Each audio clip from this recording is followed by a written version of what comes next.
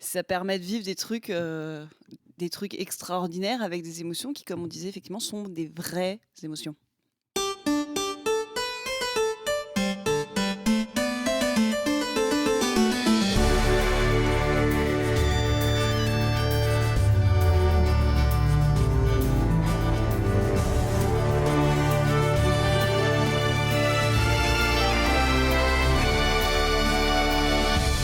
Salut à tous et bienvenue sur HRP, un podcast fait pour les génistes et par des génistes. Aujourd'hui, on range les masses en latex, les gambisons pleins de sueur et autres objets de bagarre car on va parler l'intimité en GN. Alors sortez vos meilleures sérénades et eye contact car cet épisode est placé sous le signe de l'amour. On parlera des différentes intimités qui composent ce type de jeu en survolant les mécanismes, les limites et les points de vue de nos invités. Puis nous irons dans les généralités sur comment préparer ce genre de jeu, l'interpréter et gérer cela de façon safe. Enfin, nous finirons sur la découverte du jeu intime afin de donner quelques billes aux gens qui voudraient se lancer. Mais soyons honnêtes, s'il y a bien un domaine qui a des années-lumière de ma zone de confort, c'est bien le sujet de cet épisode. Heureusement, je ne suis pas seul, je suis accompagné de mon incroyable co-animatrice Clémentine. Salut Clémentine. Bonjour. Est-ce que tu es prêt pour l'épisode de l'amour ? Mais bien sûr, toujours. Incroyable. Et nous sommes accompagnés de 3 super invités qui, eux, maîtrisent le sujet. Vous l'avez déjà entendu sur notre épisode sur les castings, elle est de retour afin de nous partager sa grande sagesse. Bonjour Camille. Bonjour, Est-ce que tu es prêt pour cet épisode de l'amour ? je suis prête. Il a fait une cure afin de calmer son addiction au LED, mais malheureusement, le pauvre homme est tombé dans l'impression 3D résine. Bonjour Cyril. Bonjour. Est-ce que tu es prêt pour cet épisode de l'amour ? Toujours. Eh ben incroyable.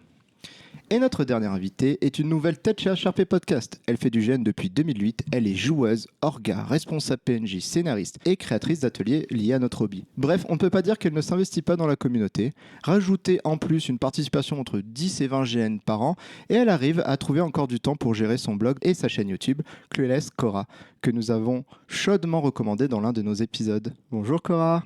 Bonsoir. Es-tu prêt pour cet épisode de l'amour ? Si. Si. Si. Eh bien déjà, merci d'être venu. Merci à Camille et Cyril de nous inviter chez eux. Et merci surtout à toi, Cora, d'avoir fait quand même pas mal de bandes pour venir nous voir. C'est vraiment cool. Et à HRP, on a commencé un petit peu à avoir un peu la flemme. Et c'est même plus nous qui écrivons les éditos, c'est nos invités. Et je passe la main à Cyril qui nous a écrit un super édito. Merci Léonard. Bon, alors j'ai la confiance de Clémentine et Léonard pour faire l'introduction de l'intimité en GN. Quand on sait que je suis plus à l'aise pour coller des LED sur mon prochain et que d'aligner 3 mots sans faire de faute, je tiens à vous le dire les gars, c'est une connerie. Bon, alors l'intimité sur Google, je trouve, ce qui est intérieur est secret. Oh non, pas de blague graveleuse sur mon intimité, Camille me l'a interdit. Mais bon, je dois quand même vous faire part d'un secret. Oui, c'est moi ce gros beauf qui aime les pirates et qui chante du Naël Beu dans Medfan. Quel enfer, et ça se dit que ça fait du jeune romanesque. Quelle indignité. Bah, après tout, massacrons-nous dans la taverne. C'est quand même un titre prophétique, non ? Et en plus, je déteste les orques. Non mais, Léonard, range cette dague s'il te plaît. Dire qu'on a mangé chez lui. Ouais. C'est dangereux. Et en plus, si tu touches le cervelet, tu devras tourner 2 fois et sauter sur place. Raté. Non bon, j'arrête mes bêtises. On va partir sur une définition plus adaptée à l'univers du GN, les relations amoureuses, familiales, rivales, et tout ce qui fait le bon sel d'un GN romanesque. Bah, tu deviens tout pâle, Léonard, ça va pas ? Je suis vraiment dans mon élément. Je passe un très bon moment. Mais tu penses bien qu'avec un thème qui est l'intimité en GN, on allait parler de ces joueurs, ces joueuses un peu bizarres qui aiment pleurer des heures car l'amour de leur vie n'a pas voulu venir avec eux au grand bal de l'hiver sorcier de la fraternité Alpha Sigma Phi de Westeros, car son cousin est peut-être en fait son papa, sa maman, son caniche nain réincarné. Prends exemple sur Clémentine. Je suis sûr qu'elle adorerait jouer une jeune sorcière sans de bourbe de la maison Poufsouff qui aime en secret une serpentard au sang pur du district 12. Ça a l'air incroyable. Qui, au détour d'un regard, d'un effleurement, de la main, du coude, de l'épaule, d'un mot caché dans votre poche, je préfère Jean Moldemort, il est en cours avec moi et en plus, il chante trop bien. Je suis sûr que tu prendrais ton shoot d'émotions fortes. Allez, pour éviter de perdre notre podcasteur préféré, on peut aussi parler de la bagarre. Ah, enfin, je savais qu'on allait parler de la bagarre. Oui, car quoi de plus intime aussi que d'accepter de prendre ou de mettre une gifle, une mandale, ou de se faire cracher le contenu d'une tasse de thé à la tronche. Bon, avant d'aller plus loin et de faire un monologue pendant 2 heures, et si je passais la main à Léonard et que je lui tendais une douce boisson en même temps pour qu'il oublie ma passion du tricorne ? Merci Cyril pour ton édito. On va peut-être arrêter d'avoir ce genre d'idée, Clémentine. On en parle ce soir. Merci. Eh ben, mes chers amis, c'est quoi votre rapport avec le jeu intime ? Tu veux dire en tant que joueur ou Oh. en tant qu'organisateur? Actuellement, en tant que joueur, qu'est-ce qui t'attire en tant que joueur dans ce type de jeu ? Je trouve que ça permet d'avoir souvent en plus quand c'est de l'intimité positive, ça Mhm. permet d'avoir un soutien sur un jeu en fait, un personnage avec qui tu partages pas du tout la même relation, c'est pas forcément des relations d'amitié, ce genre de choses, etc. Et je trouve que ça crée des dynamiques complètement différentes. Et surtout quand tu fais de l'intimité, surtout amoureuse, ça permet aussi de permettre à ton personnage de sortir de son histoire en fait, parce que c'est une des rares raisons pour laquelle tu peux sortir de ton, je sais pas, si tu joues quelqu'un qui est ultra religieux ou qui a des principes, l'amour ça te fait faire des conneries en fait. Donc c'est une bonne excuse scénaristique. Juste un truc, est-ce que tu peux aussi préciser, parce que je pense que c'était un petit peu ce qui était sous-entendu dans la question, est-ce que c'est quelque chose que tu joues beaucoup Oui, je ne fais plus que ça. Non, oui, j'en fais énormément. Et c'est vraiment important pour toi dans ton... C'est pas important parce que je peux jouer des personnages dans des mondes asexués ou des personnages qui ont plutôt des relations très proches avec leurs amis ou leurs frères et sœurs. Mais c'est vrai que j'aime bien rentrer dans cette partie de développement du personnage, justement. Après, c'est une vaste question parce qu'en fait, en intimité, tu peux avoir tout ce qui est relation d'amour, au sens comme on l'entend ici. Mais les relations filiales, les relations amicales très fortes, c'est aussi des relations intimes. Et pour moi, je les englobe vraiment dessus. Et pour moi, c'est indispensable en GN, en fait. Globalement, si c'est un truc que je recherche. Après, c'est aussi un peu casse-gueule parce que c'est extrêmement dépendant de qui a écrit ton rôle et de qui tu es en face. Parce que tu peux avoir un rôle extrêmement bien écrit et te retrouver avec un parpaing en face de toi, comme tu peux avoir des rôles qui ont été écrits en 3 minutes sur un coin de table, mais avoir un joueur ou une joueuse en face qui va t'apporter tellement de choses. Tu peux créer aussi ton jeu. Ça, tu savais presque être plus en termes familial que romantique. C'est-à-dire que des fois, tu as des jeux qui sont sauvés parce que tu avais un frère, ton père, ta mère, et que tu t'es créé ton jeu là-dedans et que tu t'es fait une vraie intimité familiale en jeu alors que tout le reste du jeu était nul. Mais en fait, ça peut te sauver un jeu, en fait. Complètement d'accord. Moi, vous connaissez ma quête de qu'est-ce que je vais faire pour retrouver le kiff en GN, parce que ces dernières années, j'ai un peu de mal à kiffer. La recherche du kiff. J'en ai déjà parlé pas mal de fois. Et là, en fait, c'est clairement sur l'intimité que m'amène ma quête. Je me suis rendu compte qu'en fait, moi, j'ai vraiment besoin de créer du lien avec des autres joueurs. C'est le lien qui fait que je vais kiffer mon GN. Si à la fin du GN, on peut se retrouver et faire « Ah, ce moment-là, c'était incroyable, qu'on a vécu ensemble, etc. » Et en fait, je trouve que ça passe beaucoup par l'intimité, justement. Quand on a des personnages qui sont proches, qui partagent des choses, effectivement, c'est pas que l'amour pour moi. C'est vraiment juste... Ça peut être complètement familial, ça peut être amical, ça peut être plein de choses. Ça peut être, je sais pas, tu vis de l'intimité avec quelqu'un que tu connaissais pas du tout, mais juste d'un coup, il y a un rapprochement, machin, ça peut être plein de choses. Et en fait, c'est vraiment, je pense, qui fait que je kiffe en GN. Et quand c'est sympa, mais sans plus, c'est quand j'ai pas eu d'intimité en jeu, justement, de rapprochement, de lien entre les personnages. Si je peux rebondir, un truc génial de l'intimité en GN, c'est qu'avec des gens que tu connaissais pas 5 heures avant, il peut se passer des trucs absolument, mais c'est ça. Juste merveilleux. Et ça, il y a qu'en GN que tu le vivras. Ouais, ça, c'est même dans quasiment tous les GN, hein, t'as vraiment des trucs où t'as des bros, quoi. C'est les gens, t'as eu quelque chose tellement fort dans n'importe quel type de GN que c'est difficile de retrouver une relation pareille à l'extérieur de ce hobby, quoi. Ouais, les gens, tu les recroises après sous différents noms, différents univers, et des fois, à tes yeux, ça reste toujours la même personne avec qui tu as vécu un truc super fort. C'est terrible après quand ils sont dans le camp ennemi. ça te fend le cœur. C'est ça. Justement, moi je trouve que c'est là que ça devient drôle aussi. C'est que on arrivait à un niveau d'intimité et de confiance sur un autre jeu qu'on sait qu'on peut le rejoindre tout en étant rivaux et se dire on va se mettre sur la gueule, ça va être magnifique. Sans qu'il y ait d'a priori de est-ce que ça va te mêler de prix ou des choses comme ça. L'intimité fait que mon meilleur ami, quand je suis pas bien, il va m'apporter un verre de thé, de café, de rhum. Oui, de rhum. Et c'est juste ce moment-là d'intimité, d'amitié qui fait que on va tellement adorer ce moment-là qu'on vit avec lui ou avec elle sous un chêne ou un truc comme ça où on est juste tranquille à deux à boire un coup. Tu vois, ce moment d'intimité où il n'y a pas besoin de parler pour se comprendre. Pour moi, c'est ça l'intimité. Ouais, c'est vrai, il y a vraiment ce truc où ça va au-delà juste du jeu avec des mots. Et c'est ça que moi j'aime beaucoup aussi dans l'intimité en GN, c'est qu'en fait tu vis des trucs juste par des regards, des machins, etc. que t'as pas forcément avec des personnages avec lesquels ton personnage a moins d'intimité, quoi. Tu peux pas partager cette complicité-là. C'est vrai que les histoires de sororité ou d'amitié, j'ai l'impression qu'on en retrouve de plus en plus sur les jeux, et c'est même mieux parfois juste que les romances, etc. Avoir un vrai ami sur le jeu, et c'est l'une des plus belles choses que tu peux écrire, en fait. Mais ouais, tu vois, moi c'est plus quelque chose que c'est plus facile pour moi de voir ces liens, cette intimité en termes de fraternité, sororité, ces liens d'amis. Mais par contre, ça va être moi tout ce qui va être romance où je passe à côté du truc parce que ça n'a pas, parce que déjà je suis pas ce que je recherche déjà dans ma façon de voir le GN. Et mais les liens d'amitié, moi c'est pas vraiment un truc en GN Medbourg, t'en en as souvent quoi. Et je pense que c'est aussi ce qui fonctionne très très bien sur tout ce qui est GN dit d'institut, c'est-à-dire les différents Harry Potter, les trucs qui se passent dans les facs aux États-Unis, les choses comme ça avec les sororités, les fraternités, où si ça a été bien amené en amont par les orgas et par l'écriture, en fait tu te retrouves avec un jeu pendant le GN. Des fois, il y a même des pré-jeux où en fait les gens se retrouvent un week-end d'avant pour mettre en place le truc, et tu te retrouves avec des choses vraiment... des choses assez extraordinaires, sans même parler de romance en fait, et où des fois il y a vraiment des codes qui se font, et où les gens, quand ils se recroisent 2 ans après, ils ont leur truc. Nous par exemple, on a le drapeau des draconistes du Salem qui est affiché dans notre salon depuis presque une 10e d'année. Voilà. Je certifie, il est là. Et il y restera.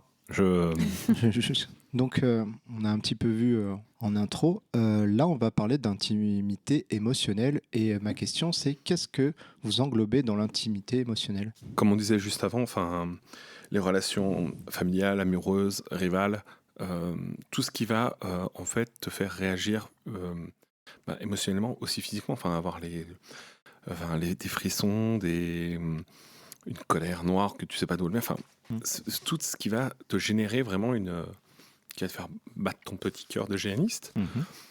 Moi c'est vraiment ça pour moi, l'intimité émotionnelle. Mais c'est pas juste que de la romance, vraiment ça englobe tous les types d'interactions à base d'émotions. Pareil, pour moi, c'est vraiment toute relation où tu vas pouvoir te regarder dans les yeux et vivre un GN, un moment, une scène incroyable, alors qu'il n'y a rien qui s'est dit et juste qu'on se regarde dans les yeux, quoi. Moi, c'est vraiment, à partir du moment où tes personnages ont ça, c'est qu'il y a une forme d'intimité. Et tu peux du coup l'avoir avec des gens avec lesquels tu connais pas trop. Mais en fait, simplement, c'est quand même pas... Je sais pas si vous avez déjà essayé de regarder un inconnu droit dans les yeux et de pas détourner le regard. En fait, c'est quand même... C'est pour ça que tu as beaucoup de problèmes au métro à Lyon, Clémentine. Faut pas faire ça.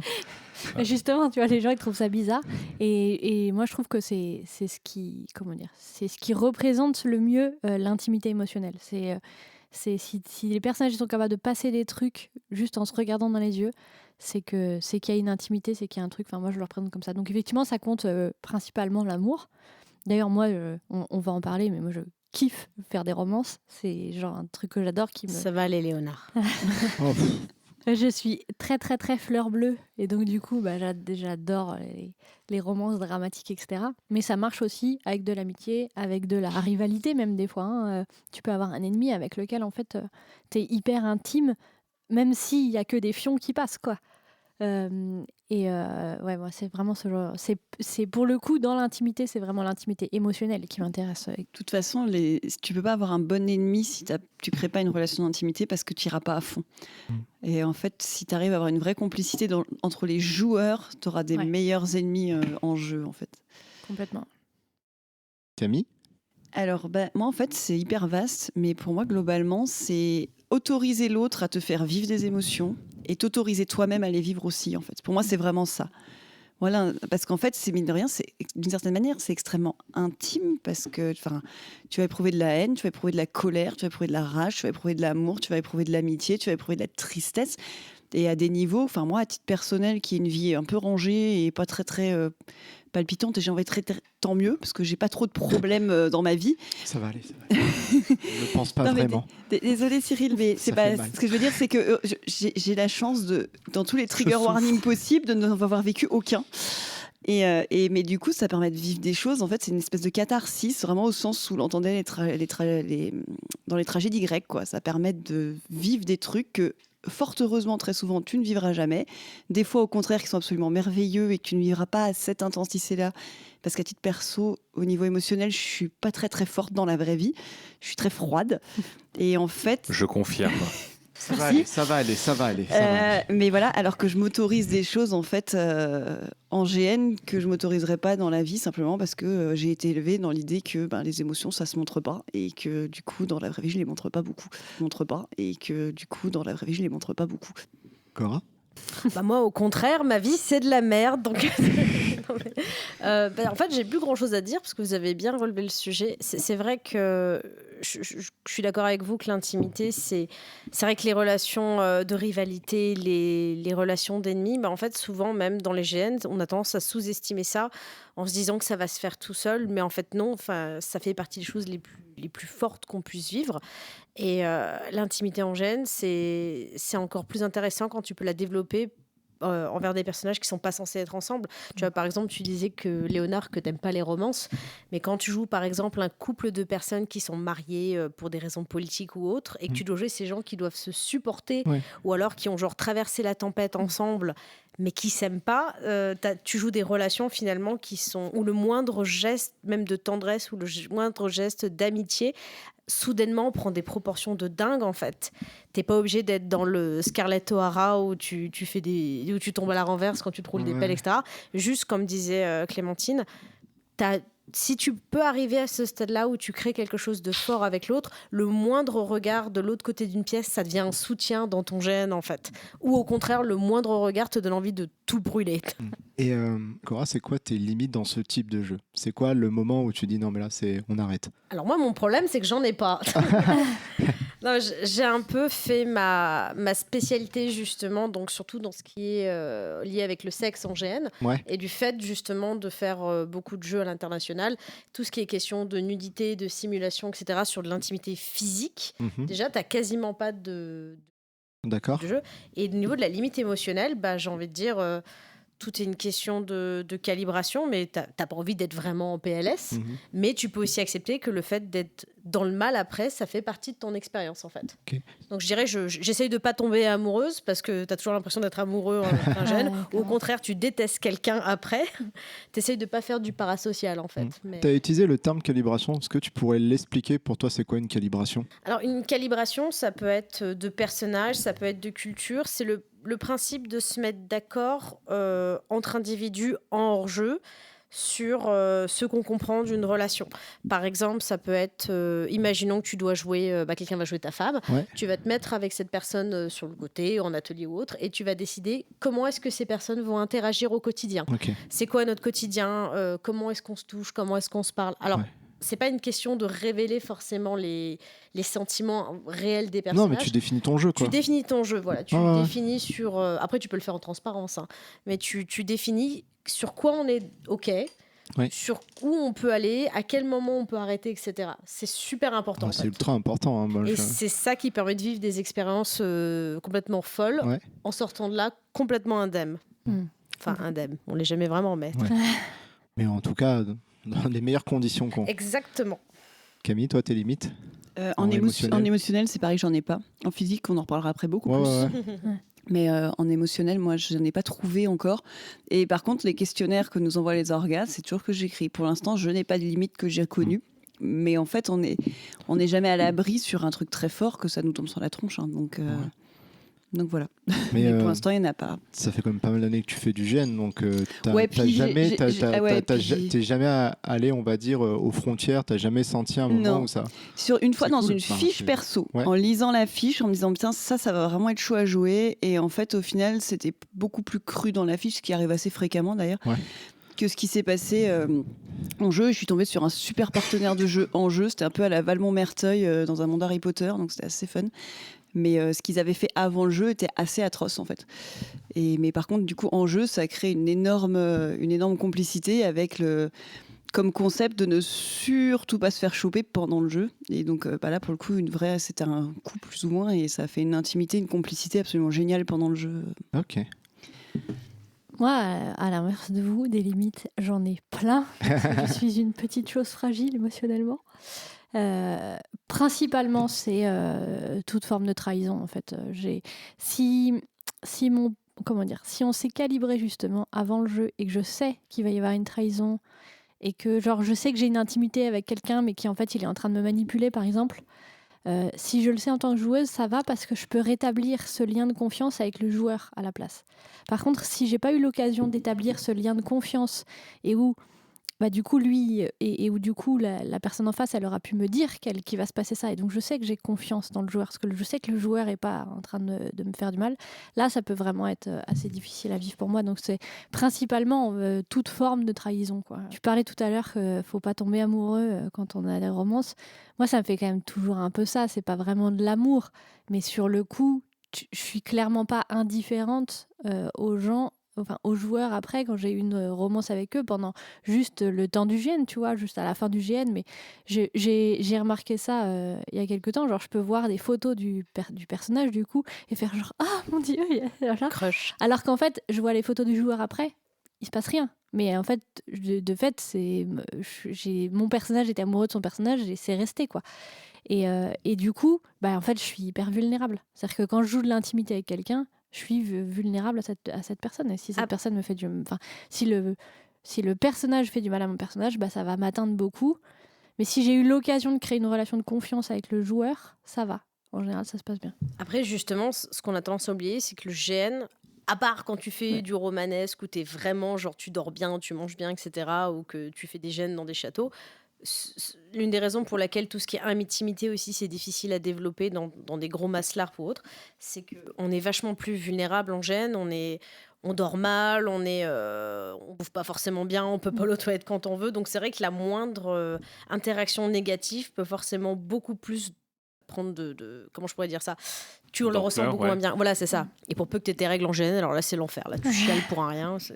Alors moi, même si tu dors en château, déjà souvent les orgasmes sont des vicieux qui te font se éveiller tard. Oui. Souvent tu as fait un très gros trajet la veille où tu avais bossé, tu arrives tard. Et ça ronfle. Et oui, aussi. Je me sens pas visé. Ouais, déjà, nous, on ronfle pas, on ronronne d'amour, c'est pas pareil. Ah, vous avez un amour très très fort. Voilà. À fond. Accepte. Et alors, il faut aussi dire, alors si vous êtes comme moi, et je ne suis pas la seule, et de loin, me semble-t-il, vous mangez, ou au contraire, vous ne mangez pas vos émotions. Moi, si j'ai un vrai GN très émotionnel, globalement, je ne mange pas en GN, et puis à mon grand regret, parce que sur les GN romanesques en château, souvent, c'est vachement bon. Mais en fait, je suis juste totalement incapable de rien avaler, vu les enjeux qu'il y a en jeu. Donc en fait, on est aussi, même dans les châteaux et dans les draps et tout, on est aussi bien stressé, bien... Il y a aussi ce côté vulnérable du physique qui fait qu'on est... Enfin, quand tu sors d'un GN, t'es rincé, quoi. Enfin, moi, je prenais mon lundi. Maintenant, c'est mon jour de congé parce que, comme je suis ma propre chef, je me suis arrangée pour. mais je prenais mon lundi, moi, après les GN. Parce que les quelques GN que tu fais et où tu bosses le lundi, mais t'es pas au boulot, hein. Non, clairement. T'es à plein d'endroits, mais t'es pas au boulot. Tu fais acte de présence et il faut pas qu'on te pose trop de questions, quoi. Ouais. Et pour peu que tu aies un GN le week-end suivant, parfois tu n'es même pas au GN le week-end suivant, tu es là, mais tu fais acte de présence. Et ben ça, tu vois, moi, c'est un truc justement quand j'ai vécu quelque chose de très. C'est pour ça que je n'aime pas, moi, enchaîner. Il me faut au moins 2 ou 3 semaines entre chaque GN. Parce que si j'ai vraiment kiffé mon GN, j'aime bien le digérer. Et devoir me remettre directement dans un autre univers, un autre truc, en fait, j'ai l'impression de passer à côté de la fin du précédent. D'accord. Et toi, Cyril, tes limites? Salut, c'est Clémentine du montage. Je fais une petite intervention pour placer un trigger warning ici. À partir de ce moment, on va parler du jeu autour des violences sexuelles et revenir plusieurs fois sur le sujet. Rien n'est raconté en détail, mais on utilise le vocabulaire associé. Et puisque ça m'a affecté au montage, je me dis qu'il vaut mieux prévenir, au cas où il y a d'autres personnes qui seraient comme moi sensibles sur ce sujet. Voilà, sur ce, je vous laisse avec l'épisode. Bonne écoute. Moi aussi, je suis une chose fragile. Alors, comme beaucoup de mecs, en fait, j'aime pas qu'on parle de viol dans ma fiche ou sur le jeu, parce que je ne saurais pas du tout le gérer. Alors, un petit côté trahison aussi, ça dépend comment il est amené. Je fais bien le distinguo joueur-personnage, mais des fois, ça peut piquer. Ouais, c'est ça. C'est ça, ça peut piquer, mais voilà. Mais principalement, tout ce qui est... viol, je suis pas super cool pour le jouer, ça. D'un point de vue émotionnel, je vais être dans un coin en train de chialer et je vais dire mon personnage c'est de la merde. Voilà. Mais est-ce que c'est de l'intimité ? Est-ce que genre, c'est une vraie question. Hein. Est-ce qu'on Forcé, considère que c'est Ouais, forcé. C'est une T'as intimité raison, t'as forcée. raison. Hein. Ouais. Et surtout, une fois que tu es en jeu, parce que maintenant, globalement, la règle, c'est quand même que tu mets plus de viol en jeu. Enfin, en tout cas, en romanesque, Ouais. maintenant, il y a pratiquement plus de personnes qui mettent du viol en jeu. C'est que, en fait, l'intérêt, avec des guillemets, d'avoir du viol dans une fiche, c'est que ça puisse ressortir en jeu, parce que justement, alors là, pour le coup, il faut que tes trigger warnings soient très très clairs. Si tu peux pas le supporter dans la fiche du questionnaire, c'est-à-dire que si toi, en tant qu'orga, tu mets un viol dans ton jeu, clairement, dans ton questionnaire, il faut qu'il y ait un truc qui dit attention, on peut avoir ça. Est-ce que tu veux y être confronté? Est-ce que tu veux pouvoir en entendre parler? Ou est-ce qu'il faut à aucun moment que ce mot atteigne tes oreilles? Parce qu'il y a des femmes pour qui c'est le cas. Ouais, c'est ça. Et après, moi, pour l'avoir vécu en jeu et aussi avoir été violée une fois dans ma fiche, mais pas en jeu, moi, ça me pose pas de problème. Mais je me rends compte que ça pose beaucoup plus de problèmes aux mecs, en fait. Ouais. Mais par contre, ça peut créer effectivement des situations justement émotionnelles parce que souvent quand il y a ça, c'est soit le mec en face est un gros crevard, auquel cas c'est pas très intéressant, soit il y a des histoires de regrets, de choses comme ça, il s'est passé un truc et du coup tu as des histoires de chat et de la souris entre la victime, l'agresseur, le machin, qui peut être vachement intéressant à jouer en fait. Ouais, c'est intéressant à jouer, mais c'est pas. Enfin, en tout cas pour moi, je déteste le vif. Ouais. Moi, en fait, si c'est pas marqué dans une note d'intention que ça n'existe pas dans l'univers en général, je viens pas.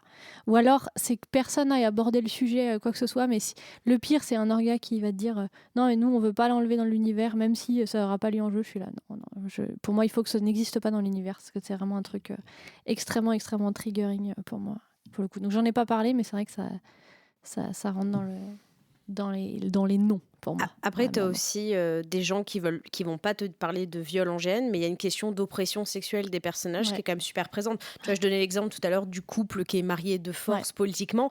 Bah, mine de rien, dans les grandes lignes, ça fait partie aussi des thématiques, mais dont on va pas parler en fait. Donc souvent c'est très sous-jacent, c'est quand même présent en fait, mais on met pas le mot dessus. Oui, c'est ça. Ça dépend un petit peu effectivement comment c'est amené. Ça, globalement, maintenant sur les romanesques historiques strictes, c'est-à-dire on essaye de recréer une ambiance historique stricte, donc en fait on l'assume, c'est quelque chose qui est vraiment mis dans la note d'intention. Moi d'ailleurs j'ai eu une année où je n'ai joué que ça. Et en fait, quand tu joues une femme au 19e siècle et que le GN a vocation à être vraiment dans une ambiance histo, et du coup, tu as forcément des notions de domination homme-femme, mais c'est pas les femmes qui vont dominer le problème, quoi. Ouais, c'est ça. Non, mais c'est pour ça, je dirais que l'intimité forcée, elle fait partie de mes limites, pas entièrement, quoi. Ça dépend un petit peu de comment, par quel biais elle est forcée, on va dire. Voilà. Désolé d'avoir posé le pavé. Oh non, tu fais bien, on est là C'est pas grave, on est en train de daber derrière les micros. On Donc, dabe derrière les micros, c'est-à-dire qu'on n'a même pas écouté ce qui se... D'ailleurs, qui êtes-vous?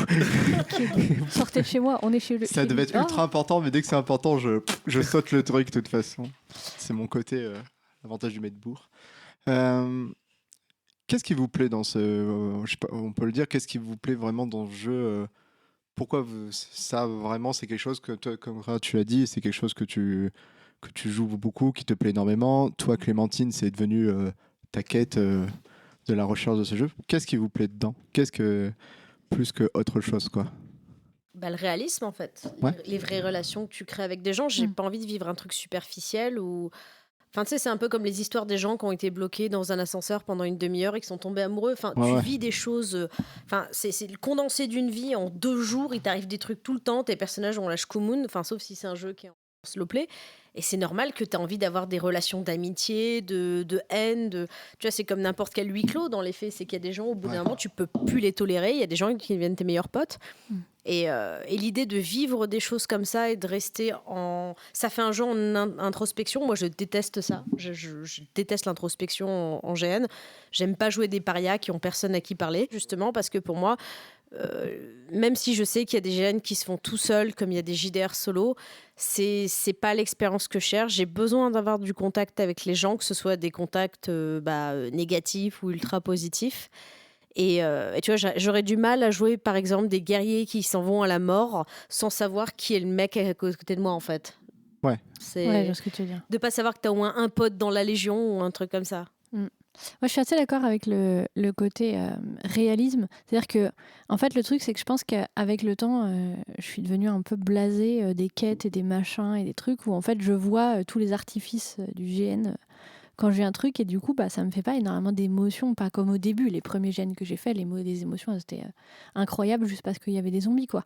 Aujourd'hui je suis tiens le maquillage, là on voit un petit peu quand même que... Voilà. Et du c'est un coup, masque mytholon que je vois là. ouais, c'est ça.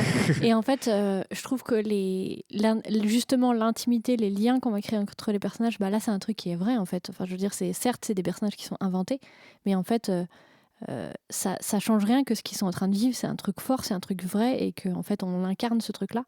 Et du coup, ça dépasse pour moi complètement les notions. Comment dire, factice un petit peu qu'on a dans le GN, et on rentre vraiment dans quelque chose qui est beaucoup plus réaliste quoi. Et du coup les émotions que tu vis, ce que tu vis, c'est vrai en fait, t'es vraiment en train d'avoir une espèce un de tes alter ego, on va dire, c'est un peu ça, qui est en train de vivre le deuil de l'amour de sa vie.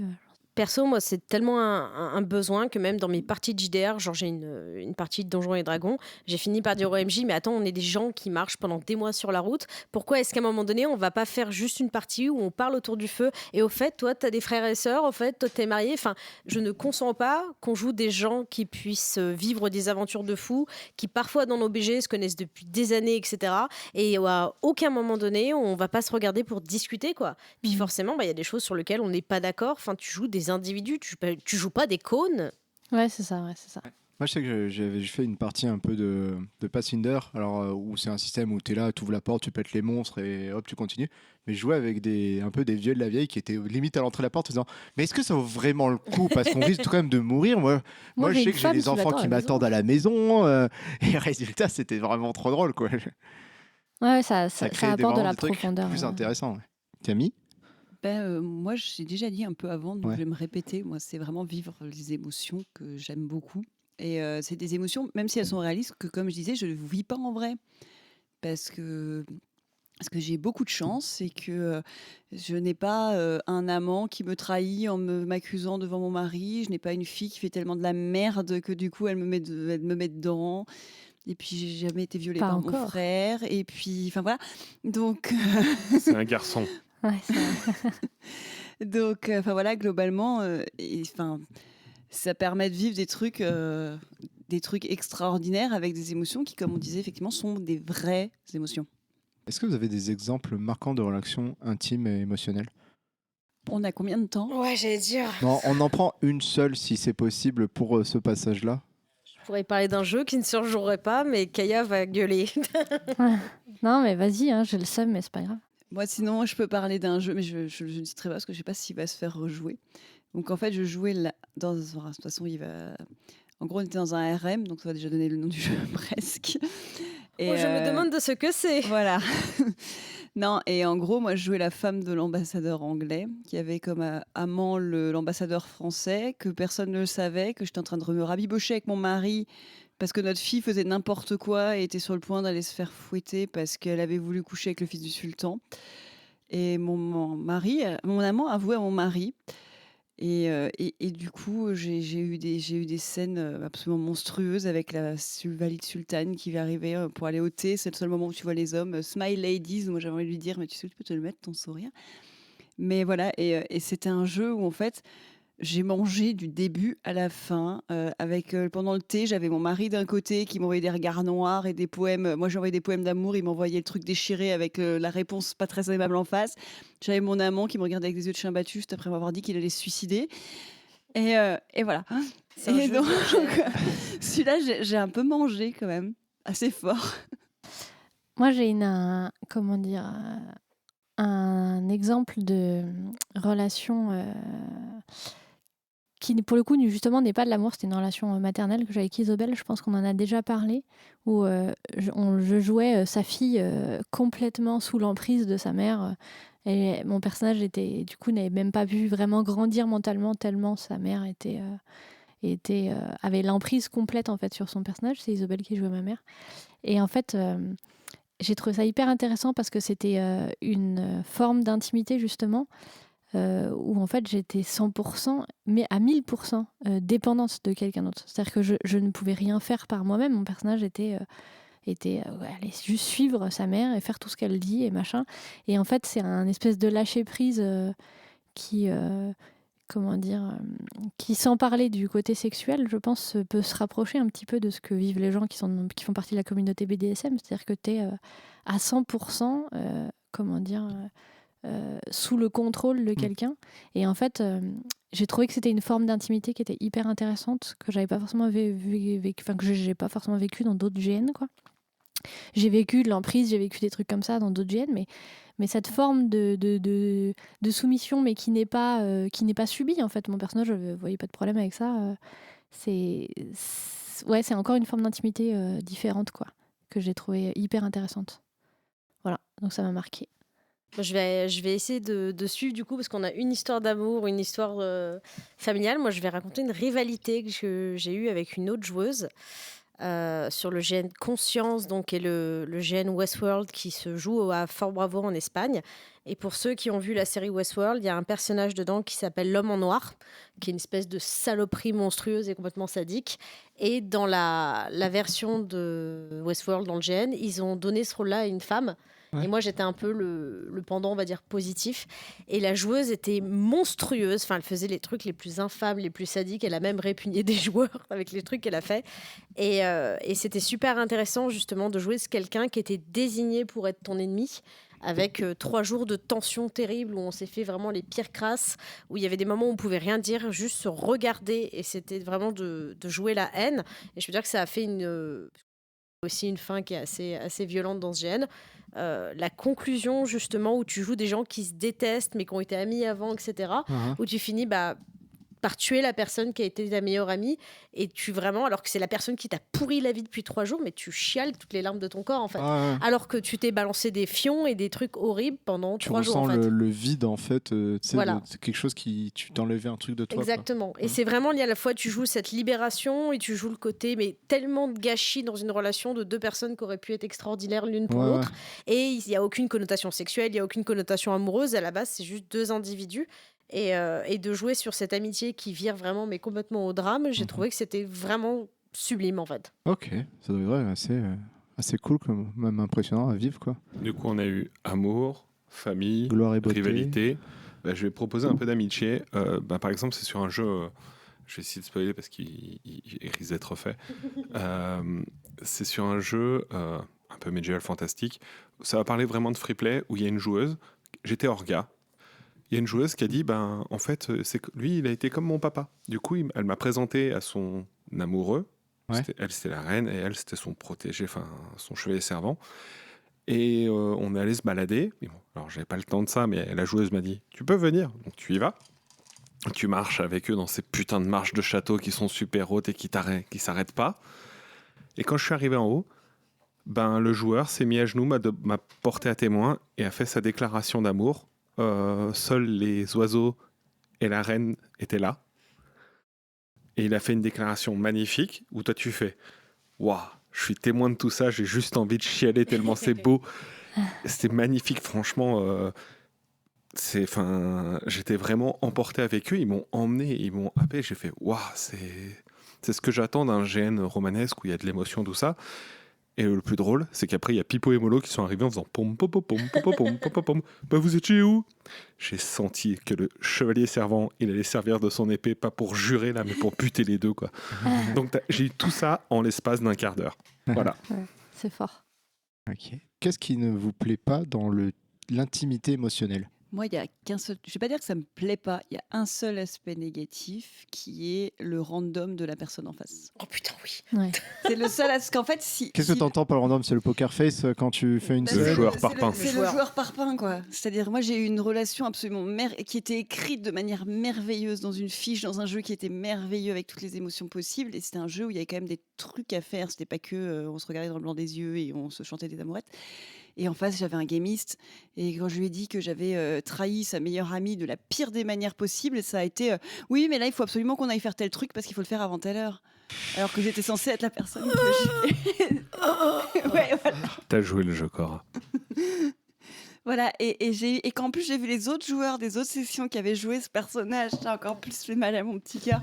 Mais voilà, c'est en fait le vrai risque des relations intimes, c'est les ratés de casting. Ou les ratés d'écriture. Mais voilà, pour moi, c'est le seul truc que j'aime pas, parce que c'est ce que je recherche, en fait. Donc, Je vais monter un peu au créneau par rapport à ça, parce que je pense que ce serait la réponse de la majorité des joueuses féminines, puisque très souvent, il y a eu des gènes où les femmes ont eu des BG basés uniquement sur les romances, Ouais. et où tu n'étais pas forcément dans des mondes où en plus tu pouvais faire autre chose, parce que pour les contextes culturels, Ouais. etc., historiques, ou créés pour l'univers, et pour peu que la seule personne que tu as en lien, c'est ton mari, ton Mais ceci, c'est un etc., foutu et qui parpaing. veut pas jouer, Oh, putain. t'as rien à faire. Moi, il y a quelques joueurs qui m'ont gâché des gènes comme ça, en mode non, mais moi, je dois être à la carte des mondes dans 35 minutes. Je t'aime bien, Micheline, mais C'est moi, je ça, vais ouais. aller tuer le dragon, hein.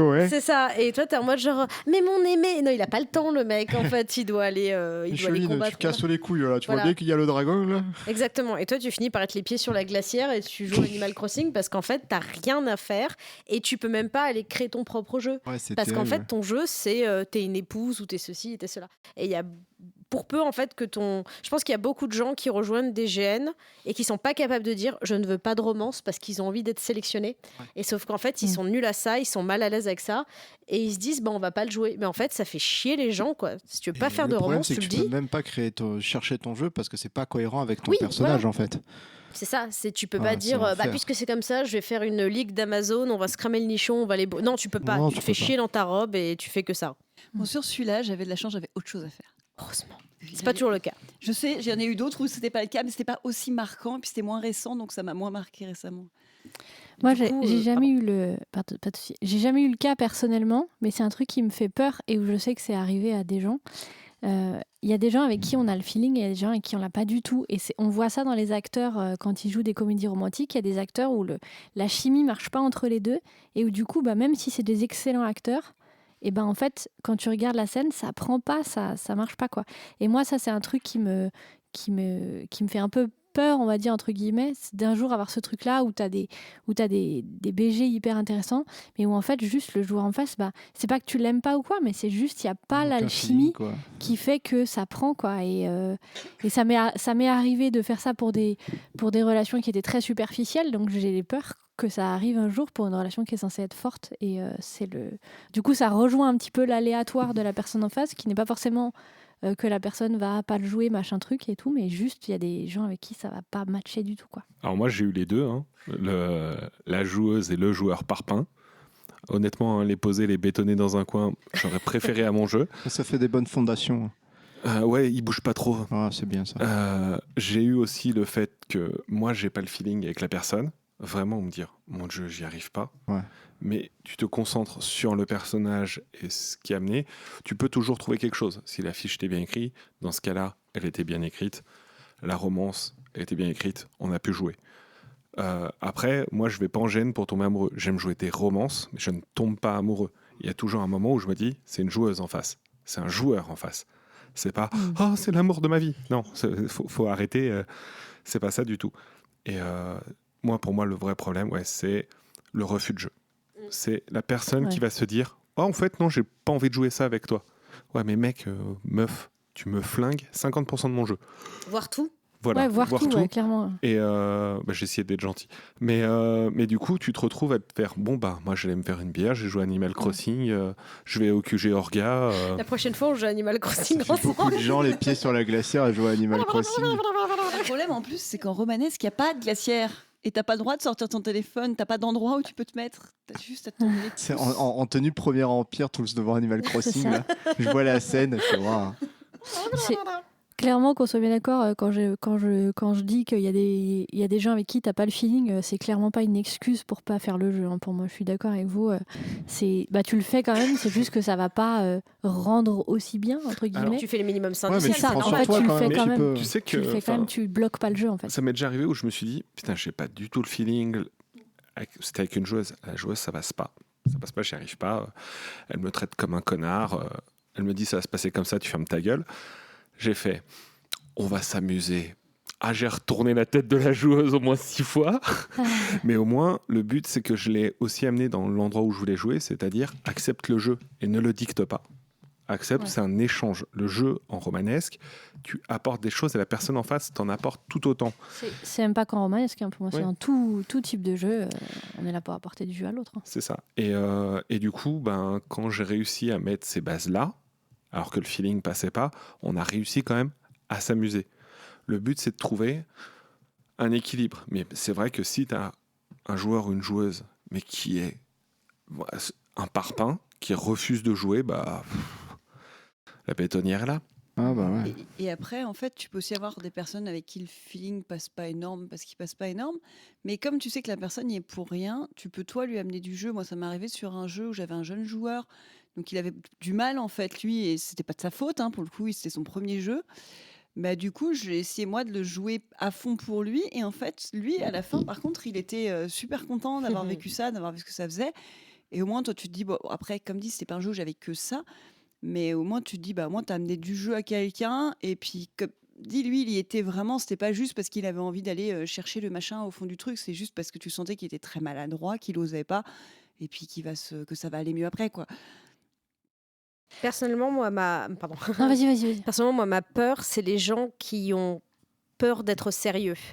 C'est souvent, tu vois, les gens qui font beaucoup du mode fan, mais qui n'ont jamais osé aller trop en profondeur. Parce que tu peux avoir des modes femmes extraordinaires, je suis pas en train de chier là-dessus du tout, j'en fais encore toujours moi-même.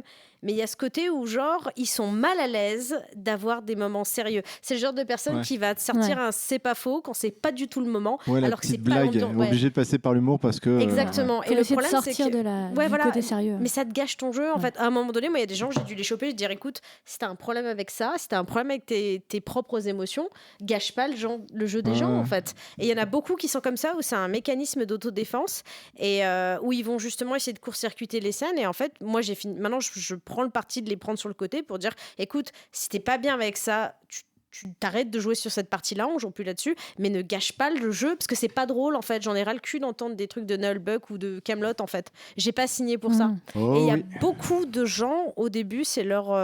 Il y a un peu ce côté où tu dis, c'est bon, calme-toi Isabelle Adjani, arrête de jouer des scènes très émouvantes. Mais merde, on fait du jeu de rôle, en fait. Il y a rien de mal à justement y aller à fond. En fait, on va quand même pas se faire engueuler pour faire ce pourquoi on a signé, payé, etc. en fait. Et il y a beaucoup de gens encore dont c'est leur première réaction. Et j'ai eu 2-3 jeux comme ça où en fait, au début, je laissais passer. Et maintenant, je me dis, en fait, non, parce que la personne, elle apprend rien et elle est en train de me casser les couilles et je vais avoir du ressentiment, en fait.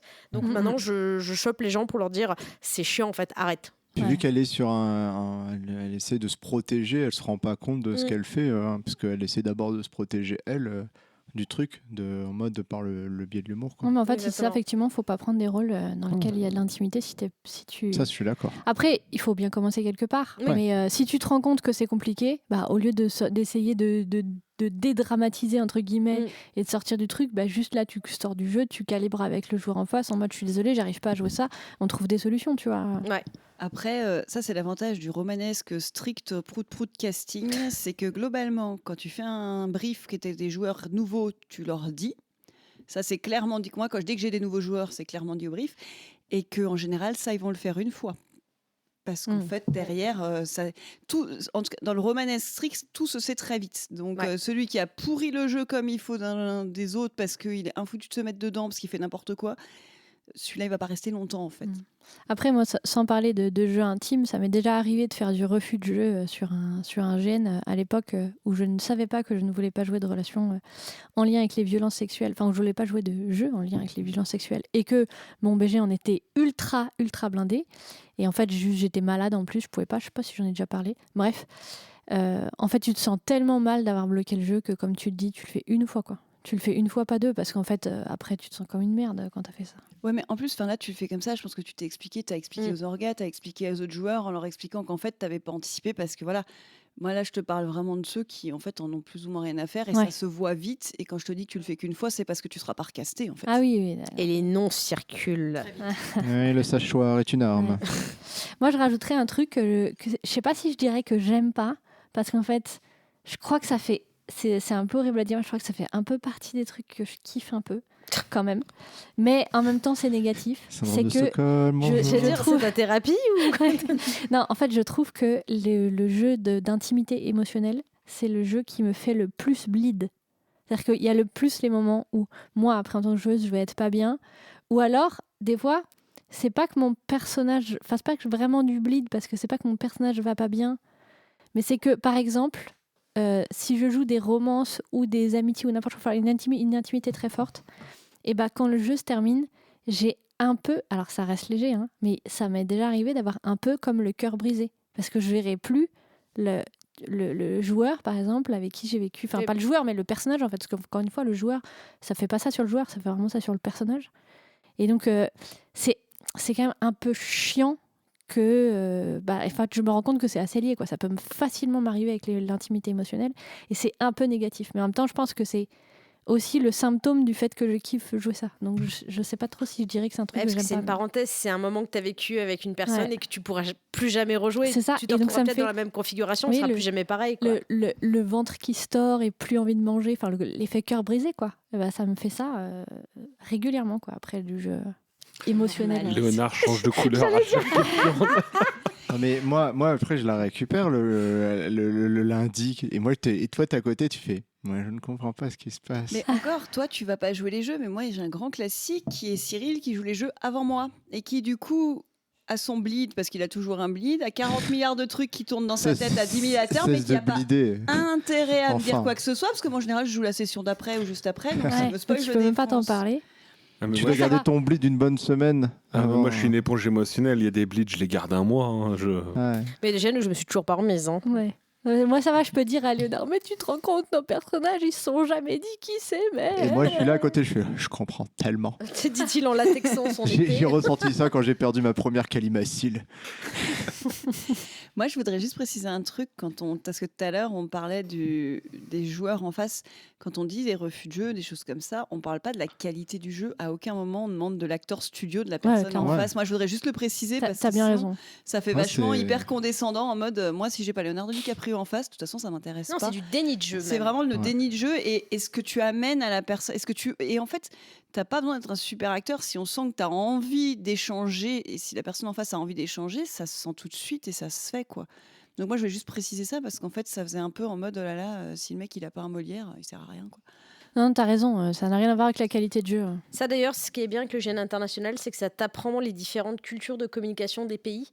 Et il y a des endroits où les gens sont très expansifs et il y en a où au contraire ils sont vachement intériorisés au niveau des émotions, et c'est très difficile de gratter et de comprendre que la personne est en train de te faire un jeu émotionnel quand tu as l'impression de parler à un frigo, quoi.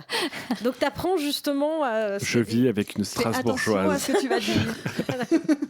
Je l'aime, mais donc c'est vrai que là aussi tu te dis t'es pas obligé d'en faire du Roberto Benigni à chaque fois, quoi. Ouais, clairement. Ok, bon on a bien bouclé le truc. Et c'est ici que se termine l'épisode d'aujourd'hui. Pas de recommandation aujourd'hui, car vous l'avez peut-être suivi sur notre page Facebook. Nous sommes forcés de diviser cet épisode en 2 parties car le montage final dure plus de 3 heures, ce qui est malheureusement trop long pour la plateforme qui nous héberge. En attendant la partie 2, nous vous invitons à vous abonner à HRP sur votre plateforme de podcast préférée afin de ne pas manquer la suite. Vous pouvez aussi nous rejoindre sur notre page Facebook pour avoir l'occasion de participer à des débats de haute importance comme « Devrions-nous couper cet épisode en 2 ?» ou alors simplement car c'est un bon moyen de nous apporter votre soutien. En attendant, on espère que cet épisode vous a plu et à bientôt pour la partie 2. On y parlera d'intimité physique et découverte du jeu d'intimité, en plus de nos nombreuses digressions. Alors, à la semaine prochaine pour la suite. Salut!